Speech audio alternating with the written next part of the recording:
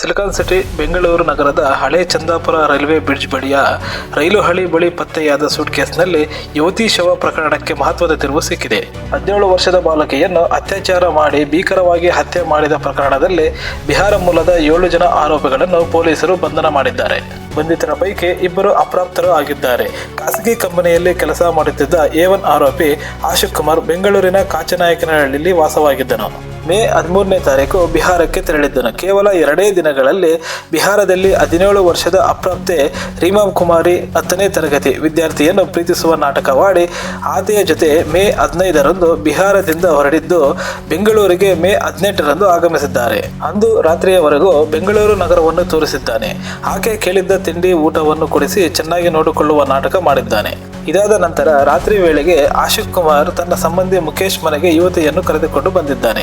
3 ದಿನಗಳ ನಂತರ ರೀಮಾ ಕುಮಾರಿಯನ್ನು ಆಶಿಕ್ ಕುಮಾರ್ ಲೈಂಗಿಕವಾಗಿ ಮುಕ್ಕಿರಿದಿದ್ದಾನೆ. ಆದರೆ ಲೈಂಗಿಕ ಕ್ರಿಯೆಗೆ ಸಹಕರಿಸದೆ ಗಲಾಟೆ ಮಾಡಿದ್ದಾಳೆ.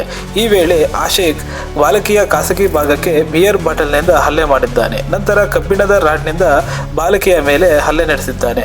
ಇಷ್ಟಕ್ಕೆ ಸುಮ್ಮನಾಗದೆ ಬಾಲಕಿಯ ಕುತ್ತಿಗೆಯನ್ನು ಬಿಗಿಯಾಗಿ ಹಿಡಿದುಕೊಂಡು ಉಸಿರುಗಟ್ಟಿಸಿ ಕೊಲೆ ಮಾಡಿದ್ದಾನೆ. ಇದಾದ ನಂತರ ತನ್ನ ಸಂಬಂಧಿಕರ ಬಳಿ ಕೊಲೆ ವಿಚಾರ ತಿಳಿಸಿರುತ್ತಾನೆ. ಆಗ ಎಲ್ಲರೂ ಪ್ಲಾನ್ ಮಾಡಿ ಬಾಲಕಿ ಶವವನ್ನು ಕ್ಯಾಬ್ ಮೂಲಕ ಹಳೆ ಚಂದಾಪುರ ರೈಲ್ವೆ ಬ್ರಿಡ್ಜ್ ಬಳಿ ತೆಗೆದುಕೊಂಡು ಹೋಗಿ ಚಲಿಸುತ್ತಿರುವ ರೈಲಿನಿಂದ ಯುವತಿ ಶವ ಎಸೆದಿರುವಂತೆ ಬಿಂಬಿಸುವ ಯತ್ನ ಮಾಡಿದ್ದಾರೆ. ರೈಲು ಹಳಿಯಿಂದ ಕೆಳಕ್ಕೆ ಸೂಟ್ಕೇಸ್ ಎಸೆದು ಎಸ್ಕೇಪ್ ಆಗಿದ್ದಾನೆ. ಈ ಘಟನೆಯ ಬಳಿಕ ಎಲ್ಲ ಆರೋಪಿಗಳು ಬಿಹಾರ ರಾಜ್ಯಕ್ಕೆ ಹೋಗಿದ್ದಾರೆ. ಸಿಸಿಟಿವಿ ಆಧಾರದ ಮೇಲೆ ಬೆಂಗಳೂರಿನಿಂದ ಬಿಹಾರಕ್ಕೆ ತೆರಳಿದ ಬೆಂಗಳೂರಿನ ಸೂರ್ಯನಗರ ಠಾಣೆ ಪೊಲೀಸರು 7 ಆರೋಪಿಗಳನ್ನು ಬಂಧಿಸಿ ಕರೆತಂದಿದ್ದಾರೆ.